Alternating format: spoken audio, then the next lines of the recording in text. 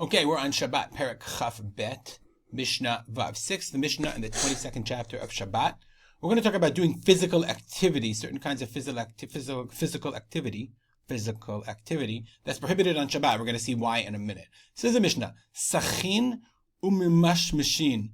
Lasuch means to anoint. So they would put oil on their bodies. Umimashmesh. B'nei mayayim is, I think, the guts. It's the, you know what I'm saying? Some don't have the b'nei mayayim, but it means on the muscles, I guess. B'nei mayayim usually means in the stomach area, but you're allowed to anoint ulimashmesh. And mashmesh means, okay, biyad al kol guf lahana, kind of massage. B'nei mayayim. Aval, but lo mit amlim, velo mit gardim. This is an interesting phrase. Mit amlim. Litamil today means to do exercise. But what does it mean, lo mit amlim? He says, l'shafshef bakoach. You're not allowed to really physically massage very strongly. Velo mit gardim, you're not allowed to maybe grate it with a scraper. You're not allowed to scrape your body. I guess that was the way that they would do part of the massage. They would first, like give you a real workout, some kind of really strong shiatsu massage, and then, finish you off with a scraper, okay, with a body scrape. Okay, so it's interesting. The Kahati brings a bunch of different interpretations what it means of lo mit amlim. I want to quote for you the Rambam. This is the Rambam, Perek Kaf Aleph Halacha Kaf Chet. And he quotes this Mishnah, and he says, okay, you're allowed to sachin mishmashshin. V'hu shiasuch v'yimashmesh b'vat achat. That means you pour and you massage at one time. Kedei shelo ya'aseh kedech she'oseh b'chol. This is a very important principle. You don't do something the way you do things on chol. Okay, and we see this. Let's go back to the Mishnah for a second.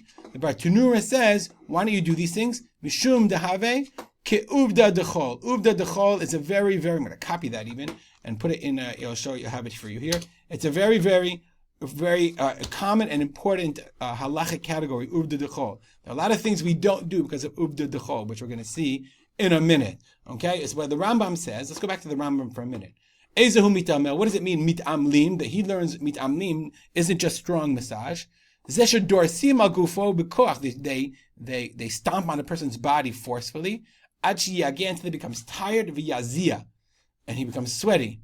O shiahalech, or he will walk. Achi yageh v'yazia, until he's tired and sweaty. Shasuli yageh atzmo kedei sheyazia b'Shabbat. You're not allowed to tire yourself until you sweat on Shabbat.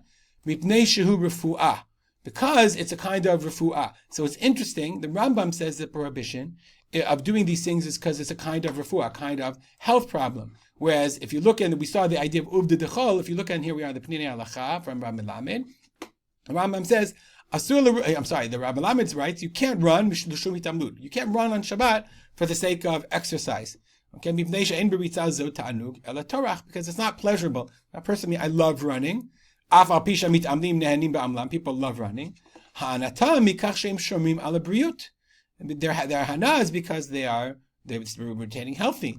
And they like the fact that they're healthy. Now I will say that's questionable. People who are running, they love running. They don't just love the health benefits, they like the run itself. Even your good health, and he loves running. Asur lo larutz mishum uvdin dechol. Here we are. This idea of ma'asechol, this idea of uvdin dechol that we saw in our Mishnah, this idea in the Bartanura of uvdin dechol. So so as opposed to the Rambam that says it's only mishum refuah, you're not allowed to do it. So if you're in good health, you can't say it's mishum only refuah. Nonetheless, he says lo mitamlim. This mitamlim that the Rambam says is exercise. You're not allowed to do it because of this idea of uvda dechol. Uvda dechol means it's not Shabbosdik. It's not appropriate. It's not relevant for Shabbos. Shabbat. I live in Israel.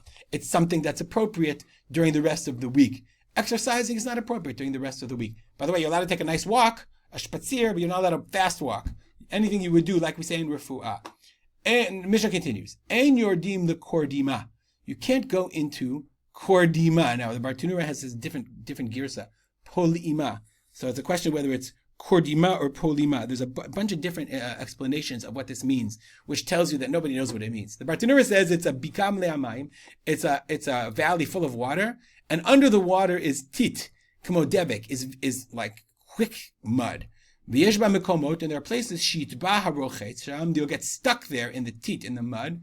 V'yidbakbo, you're gonna go in, you'll get stuck there. Ve'ino yachol la'alot ad shitkaptu b'nei adam V'alu b'koshi gadol u'b'dochak, and you won't be able to get out of there until a bunch of people come and pull you out. Between you and me, I would say you're not allowed to go to Kor Dimar if that's true, because it sounds like an incredibly dangerous place.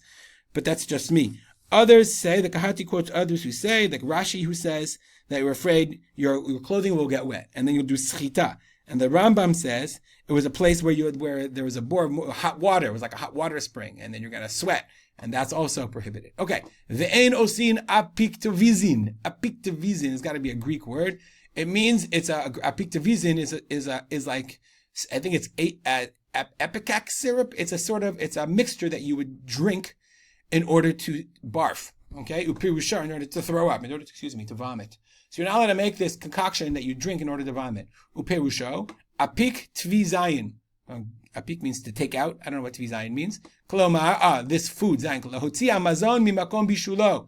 Get the food out of the stomach. Apik motzi. Tvi mitbashel. Okay? Zayin, I don't know what that means. So the esh, zayin mazon. Oh, apik, take out, cook this cooked food. Okay? But he says, davka lishtot mashke. You're not allowed to drink the drink that will make you throw up. Aval hachnis etzba'o l'tochpi. But if you really want to throw up, you can stick your finger down your throat. That's mutar.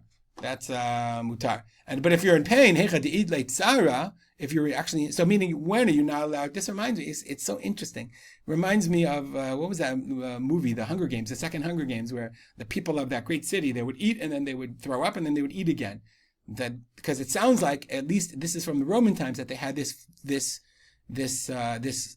well-known apiktivizin, this drink that it was well-known that people would eat and then throw up and eat again. Why? Because if your stomach hurts and if you throw up you'll feel better, then you can do it, then you can have the apiktivizin. But this is not talking about where your stomach hurts. It's talking about where you just want to throw up. That you're not allowed to do on Shabbat. Ve'ein matzvin takatan.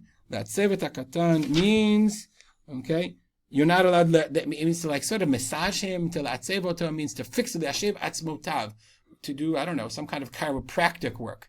Mishum de michze kiboneh. Okay, that's only not on the day of birth. On the day of birth, you're allowed to do it. Furthermore, if you have a broken bone, you can't set the bone on Shabbat. We don't pass in that way. Nowadays, we understand just how dangerous it is to leave a broken bone broken, so you're allowed to be machzivin et hashever. Mishnah yado v'raglo. Nifraka yado v'raglo means if your hand or your foot became dislocated, lo yiterfein b'tzonen. You shouldn't put them in cold water because, of course, that they believed that was only michush be'alma. I think we have different understandings of what michush be'alma was. And remember, michush be'alma was looks like it's refuah, and that was prohibited unless it was choler kol gufo. I think most people that have a dislocated arm probably, I would say, they're in such pain, but the Mishnah seems to say not. Aval, so you shouldn't put it in cold water, no ice. Aval rochetzu kedarko, but you're allowed to wash in the normal way. And if you got healthy, if you were healed, you were healed. So it seems to me, nifrika, can't be dislocation, because a dislocated arm or leg is incredibly painful.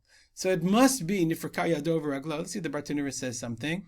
Yatzah etzem min haperek shelo. It's hard to say that that's what it's talking about, because how would you be nitrapeh if you wash your hand? If you just wash your hands, it's got to be maybe your like knuckles are out of whack or something, like your arm hurts a little bit or something.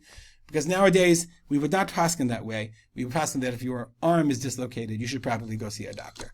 We'll stop here. If you have any comments or questions, as always, email me at rspolter@gmail.com, and we'll dedicate our learning to the memory of my father, Rav Simcha ben Yitzchak Kalman. Have a great day.